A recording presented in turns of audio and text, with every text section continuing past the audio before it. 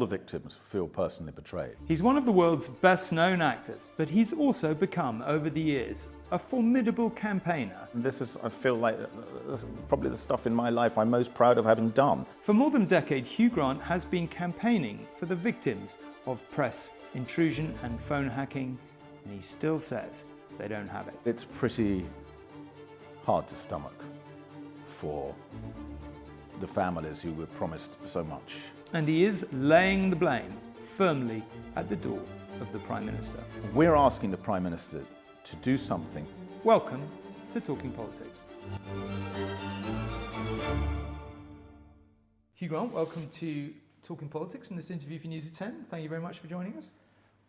Happy to be here. Listen, let's start at the beginning, because not everyone listening to this, I obviously know the history of what happened to you in a hacking sense and an invasion of privacy sense, but there will be lots of people, particularly younger people, who this is relatively new to. They'll know who you are, they'll know you're a very famous actor. So just take us back to the beginning, if you would. Not the whole story, but a sense of it. You know, you were a fairly well-known actor, you did 4 weddings and a funeral. I think you've said at the time you had no idea it was going to be a success, and it ended up being this monster worldwide hit. You then went on to be, you know, arguably at the time and maybe since Britain's biggest film star. You're suddenly world famous. News about you is of enormous value to media organizations. But how does that, leaving aside the obvious upsides and downsides of fame, how does that affect you in terms of newspapers and what happens? Well, this has never been about me or my relationship with the press particularly. I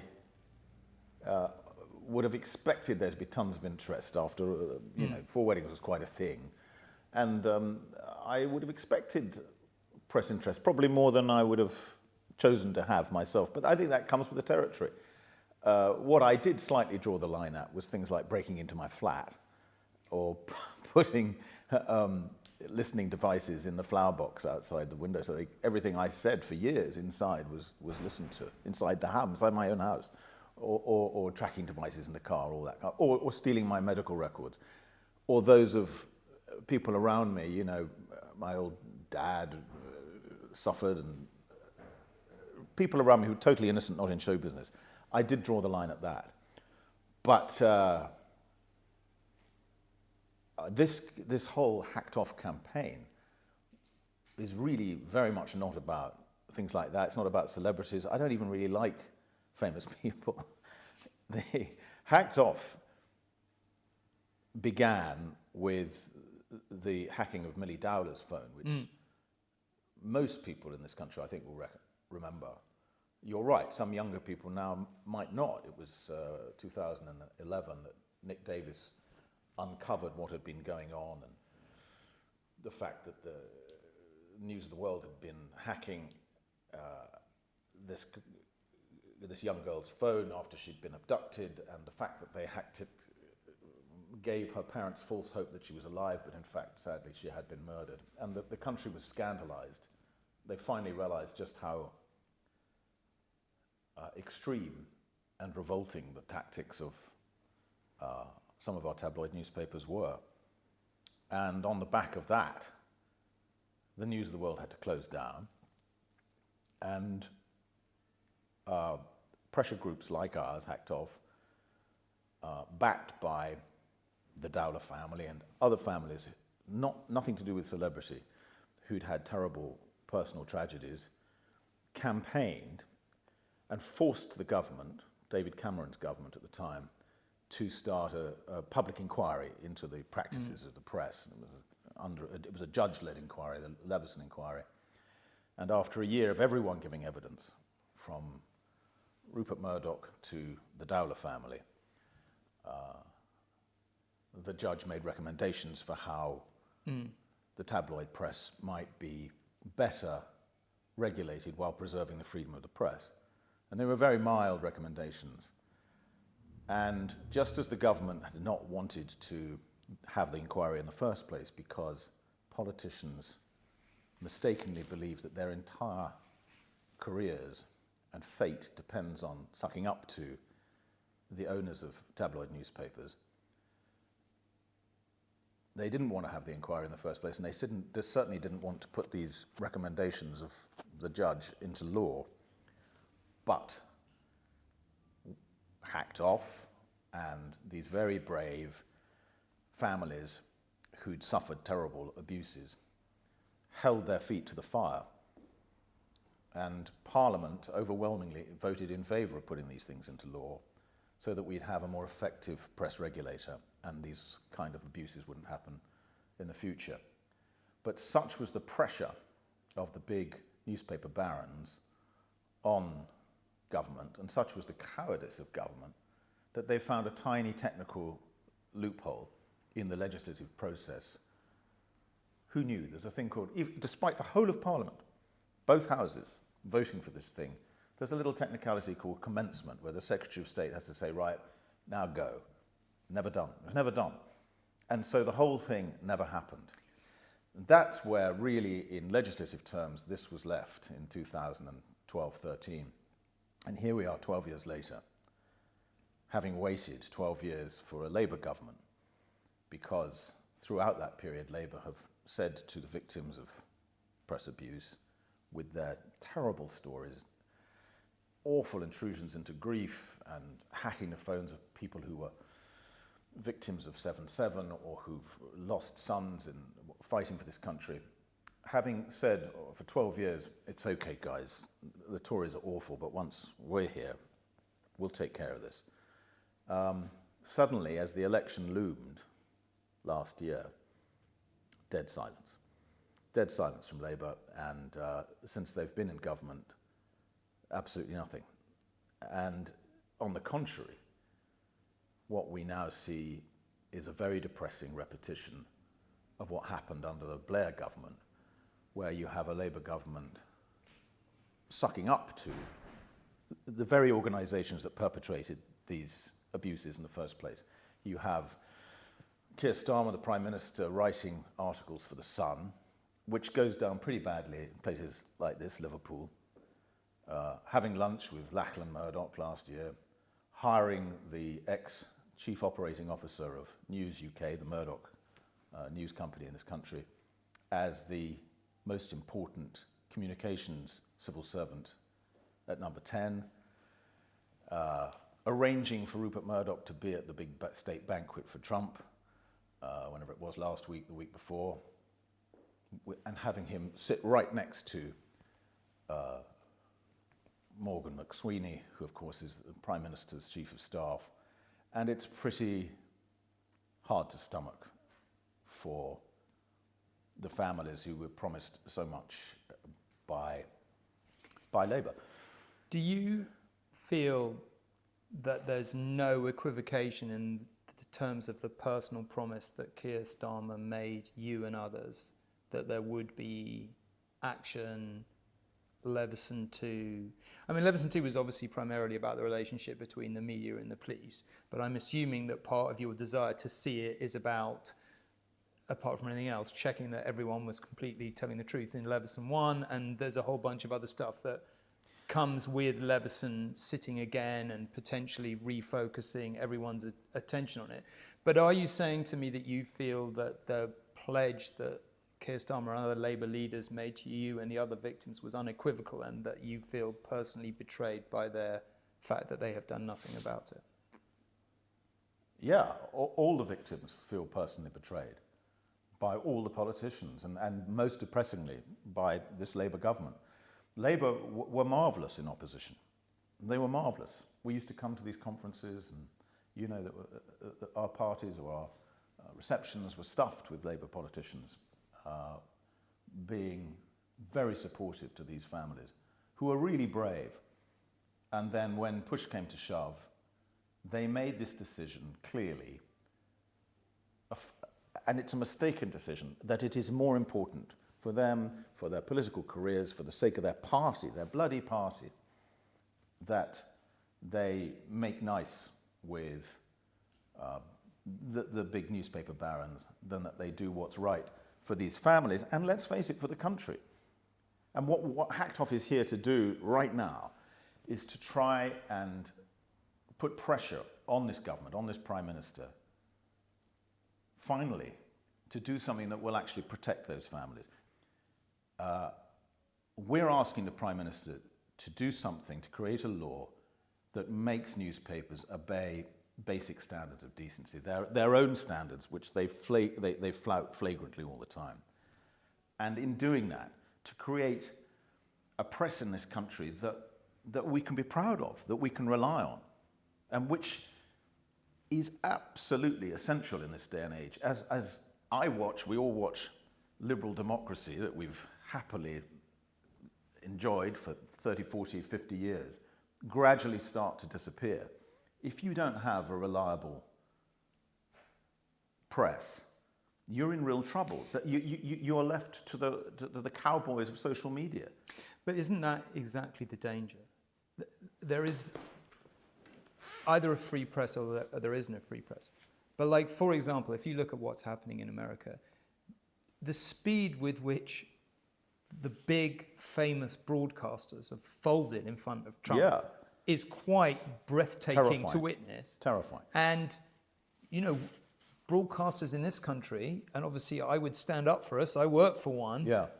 But we are susceptible to Ofcom and various other things, and therefore to licenses and all the rest of it, in a way that newspapers are not. Yeah. They are free. They may do things you don't like, but they are free. No one can regulate them. And they absolutely should be 100% free and given enormous power. I think they're a vital cornerstone of a democracy. But at the risk of using a cliche, with power comes responsibility. And if you have this enormous power as the owner of a newspaper, and you don't really care about the truth, and you use your newspaper only for commercial profit or for furthering your own political ends, I think there's a very good case that the people's representatives, government, needs to say, oh, hang on, because this is really important. You know, you're an important part of the democratic process, the press. You've got to keep to your own standards of accuracy. It's fine in your opinion section of your newspaper. Say obviously what the hell you like, but you can't just lie deliberately in the news section. And newspapers say that themselves. They have a code of conduct. It's just that they don't stick to it. IPSO was brought in on the back of when the whole Leveson structure was wriggled out of by government. The line was, well, look, we've got IPSO now, and it's so much stronger than the PCC was, and you know, we're self-regulating, but we have power to levy £1 million fines on newspapers that transgress. Well, that was in 2013, and in the 12 years since, not only have they not levied any £1 million fines, they haven't levied any fines at all, or done any investigations. Zero. I completely understand that. But what the people on the other side of the argument would say is, yes, we understand all that, Hugh. We understand how upset you are, but you're either free or you're not. And the moment you introduce a regulator, you introduce the possibility that that regulator can be influenced by government, that pressure can be brought to bear, and all the rest of it. And then you're no longer free. Which is why and that's absolutely correct, and it's why Leveson's recommendations were so elaborate and careful in making sure that there was enormous distance between government and this regulator. There was about 4 layers of, a head of public appointments appoints someone who then appoints someone who then appoints someone who then finally appoints a committee called the PRC, I can't remember, that would look at a regulator set up by the press themselves and just say, look, that's one of your bullshit regulators, or no, that is a decent regulator. You are actually doing something there. That's all it was. Very mild. And my other counter-argument to, this is a worrying intrusion on freedom of the press, is look at yourself, look at broadcast media. As you said, you're regulated by Ofcom, which is far, far more draconian than anything that was ever proposed by Leveson. You know, you have the duty of impartiality. In this interview here, you're obliged by the Ofcom regulations to give the other side to the argument. And not only but I think the country and the world admires that system. But people talk all over the world about, I hate to say the BBC word, but if we really want to know, let's go to the BBC or even ITN and find out what's really happening. it created really, really high standards and muzzled no one. And I accept the all great that. scandals Yeah. have been uncovered not by newspapers but by ITV. you're not- uncovered Jimmy Savile. You're not going to find me downplaying the role of broadcast news, because I think we, not me, but our organisations have done a phenomenal job on exposing many things. I think Ofcom is a regulator that I would say, as somebody who's operated under it for 35, I joined ITV as a trainee, I've been there ever since. It's part of my lifeblood. Every day I come to work and you're thinking, it's a kind of quasi-legal process. How would I justify this? How would I justify this interview in front of Ofcom? How would I? And that's all the good thing. But what I am saying and just putting to you is that when we're all a bit freaked out by what's happening in America. No word of a lie. I think, probably most people in this country watching these huge organizations fold in 30 seconds flat in front of a determined person. And all I'm sort of saying to you is that, there is the other side of the argument is, look, I don't think anyone listening to this interview is going to think that I hold a candle for Rupert Murdoch. But the one media baron kind of standing up to Trump and running stories and getting sued for it is Rupert Murdoch. And I'm not trying to defend Rupert Murdoch. I'm just saying that is a sort of uncomfortable fact in this argument, that sometimes, the fact that you are free to do things allows people like that to just say, hang out, we're just going to run the story and that's it. Well, I would argue that he has made that stand at the Wall Street Journal on purely commercial basis, thinking my readership at the Wall Street Journal, this is the right move to keep the readership. Whereas, of course, he also owns Fox News, which is utterly craven to Trump. In fact, it's the great Trump cheerleader.